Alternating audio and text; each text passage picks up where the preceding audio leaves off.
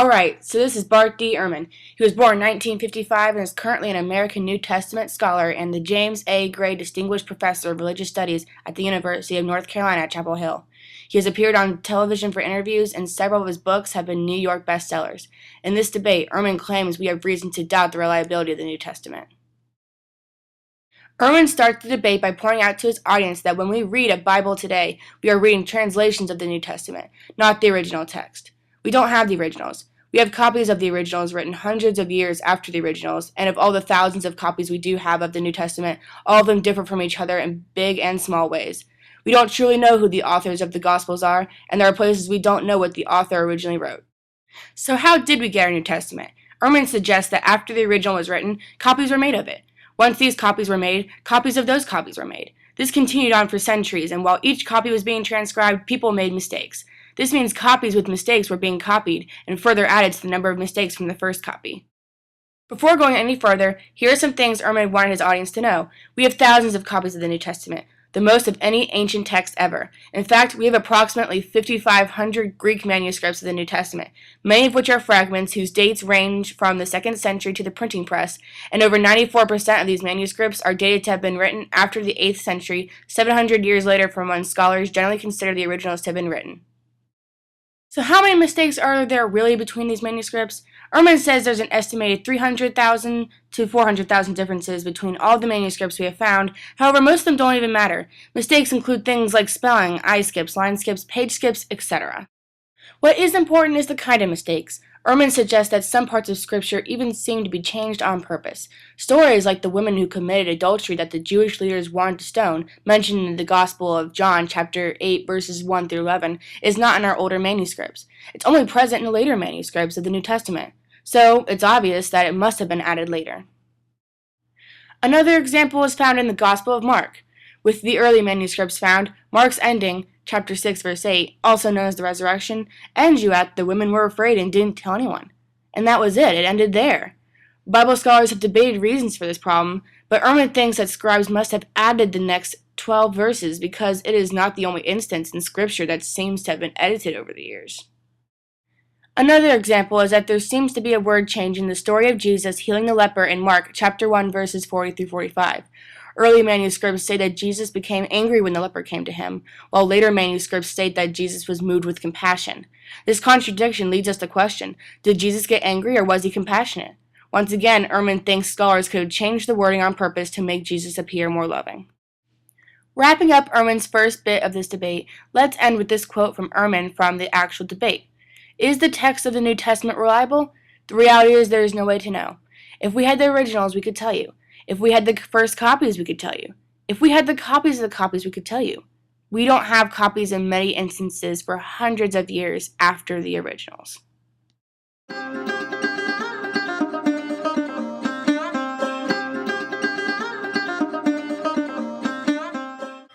This is Daniel B. Wallace. He was born in 1952 and is a professor of New Testament studies at Dallas Theological Seminary, where he has been tenured since 1995.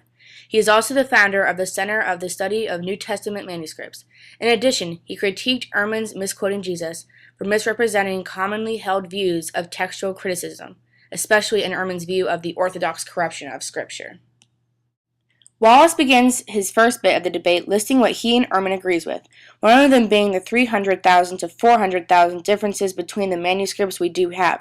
He also agrees that certain passages of the New Testament were in the older manuscripts, including the adulterous woman Jesus forgave in the Gospel of John chapter 8 verses 1 through 11, the Bible verse about the Holy Trinity, 1 John chapter 5 verse 7, and the story of Jesus healing the leper in the Gospel of Mark chapter 1 verses 40 through 45.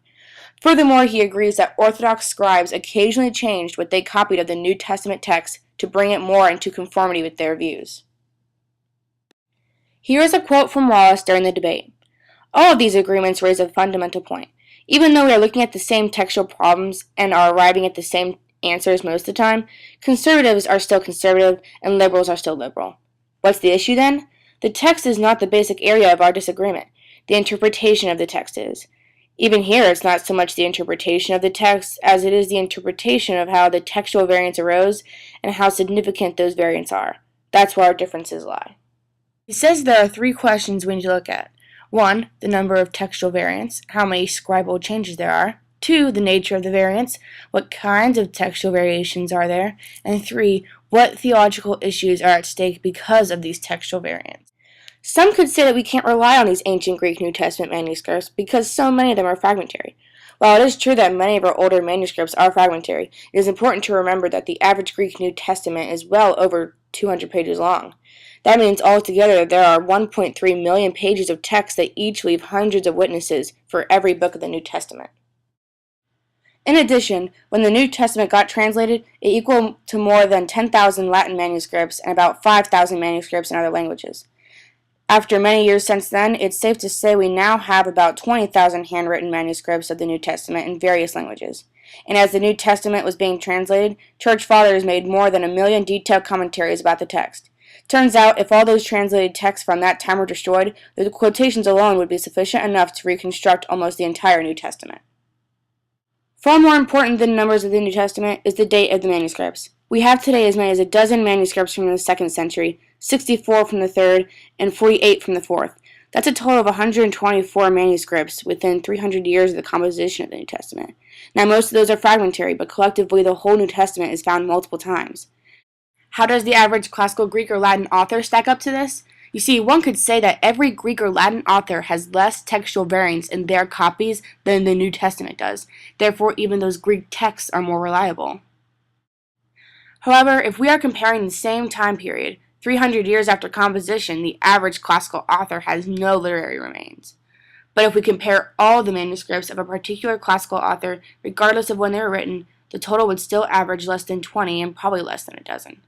For example, Euripides only has 9 ancient manuscript copies. Caesar only has 10, Aristotle has 49, Sophocles has 193, and Homer has 643. No other ancient scripts have as many textual variants as the New Testament because no other ancient scripts has nearly the same amount of manuscripts. If we have doubts about what the original New Testament said, those doubts would have to be multiplied by 100-fold, 1,000-fold for the average classical author. And when we compare the New Testament manuscripts to the very best of what the classical world has to offer, it still stands head and shoulders above the rest. Wallace continues the debate by saying Ehrman makes the copying of the New Testament sound like a telephone game, further making his audiences doubt the reliability of the New Testament we read today. But it needs to be understood that the copying of the New Testament is hardly like this game. To illustrate what he means by this, Wallace compares 2 ancient manuscripts. There are 2 manuscripts both Wallace and Ehrman agree to be the most accurate manuscripts of the New Testament, if not the most accurate. Those 2 manuscripts are called P75 and B. Their agreement is higher than any other 2 early manuscripts. P75 is at least 100 years, if not 150 years older than B. This leads one to think B was copied from P75, yet P75 is not the ancestor of B. B did not get copied from P75 or any of its descendants. We know this because B has more primitive writings in it than P75 in several places. Instead, it was copied from an earlier common ancestor that both B and P75 are both related to, or were at least in the same lineage. The combination of both these manuscripts in a particular reading goes back to the 2nd century, and probably early in the 2nd century. This is further proven by Wallace when he says that the first copy of the entire New Testament was dated back to the 4th century, yet when we compare it to B, which is dated all the way back to possibly early 2nd century, and see hardly any significant differences, it's safe to conclude that they both came from a common line of transmission deep within the 2nd century. All this shows how accuracy is found even throughout centuries of manuscript copying. Wallace also challenges Ehrman's argument about the theological motives of the Orthodox scribes in adding or changing the text of the New Testament. Ehrman's most used example of this is Matthew 24:36. But of that day and hour no one knows, not even the angels of heaven, nor the Son, but the Father alone.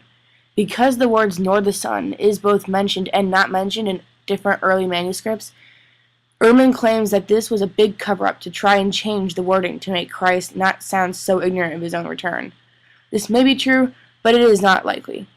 Early church fathers in their commentaries of the New Testament didn't seem to have a problem with nor the Son at all. Plus, even if you took those 3 words out, it doesn't change the meaning of the verse because of the Father alone part. The verse still implies that only the Father knows, whether you mention the Son or not. In addition, Wallace claims Ehrman's argument describes Islam far better than it does Christianity. Within the first few centuries of the Quran, it went through this heavily controlled editing that didn't occur as much with the early New Testament.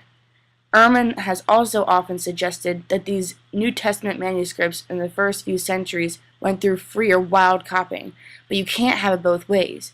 You can't have majority wild copying and controlled copying simultaneously. But to be fair, it's important to add that there were two groups of manuscript copiers during the same time that reflected both parties, one being controlled, one not being controlled. But it seems that they are both very similar to each other because they both probably come from a clean line of transmission. The Quran may have undergone traumatic Orthodox conspiracy, but this isn't the case with the New Testament. To conclude his part of the debate, Wallace makes sure his audience gets the answers to the three questions he had asked previously.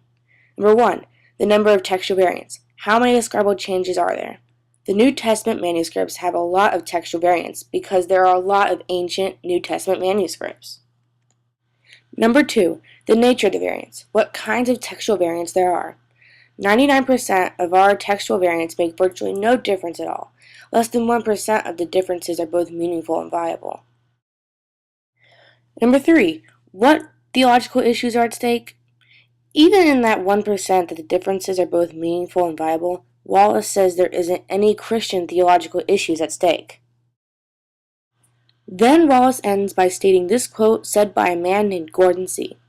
Unfortunately, Ehrman too often turns mere possibility into probability, and probability into certainty, where other equally viable reasons for corruption exist.